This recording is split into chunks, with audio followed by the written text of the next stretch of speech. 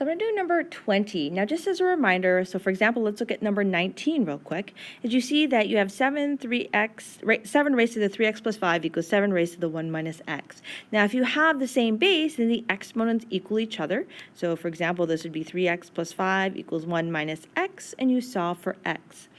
So in example 20, we're trying to do the same thing. Notice that we do not have the same base, but they're really, really close. So we want the base to be not in fraction form, and so we want to choose, in this case, let's just choose 7. We see a 7 there. So let's change the 49 to 7 raised to some power, and the 1/7 raised to some power. So 49 is really 7 squared, and then we still have the 5x plus 2 here. 1 over 7, if you remember, that's 7 to the negative 1.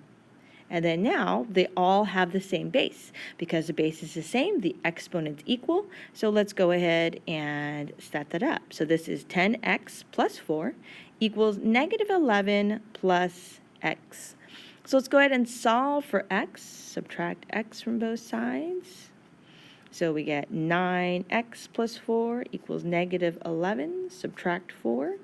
We get 9x equals negative 15, or x equals negative 15 ninths, or let's reduce that, we should reduce, equals negative 5/3. You could plug it in and check to make sure that it is correct, and just make sure you box your answer.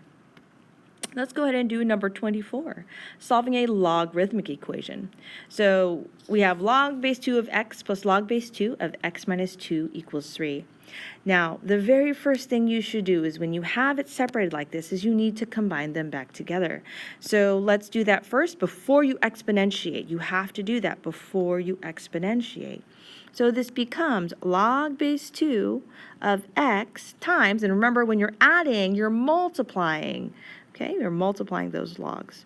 So when you're adding, you multiply those values. So x times x minus 2 equals 3. Now, in order to get rid of this log, we exponentiate, right? So that becomes everything there that's in the blue becomes the exponent. So we raise it to the second power, whatever this base is, that is what you use. So 2 raised to the log base 2, that cancels out. And so now we're left with x times x minus 2, so that's x squared minus 2x equals 2 to the third power, and 2 to the third power, that is 8. So now this is x squared minus 2x minus 8 equals 0. So a quadratic, it's either factorable, you can do completing the square, or quadratic formula. This is factorable, so that's the fastest thing to do. So this is x minus 4, x plus 2. So x equals 4 and x equals negative 2. Now, you need to check your solutions. Really, really important. So let's check x equals 4. So log base 2 of x plus log base 2 of 4 minus 2 equals 2. And actually, that x should be a 4, so I apologize. So this should be a 4 equals 3. So remember we have log base 2 of 4 times 2, which is log base 2 of 8. Does that equal 3? And so remember with logs and rewriting them in exponential form to double check, this logs equal exponents. So we want to know what is 2 to what power equals 8, and that is 2 to the third power equals 8. So what that means is that 3 does equal 3, right? So x equals 4 is definitely a solution.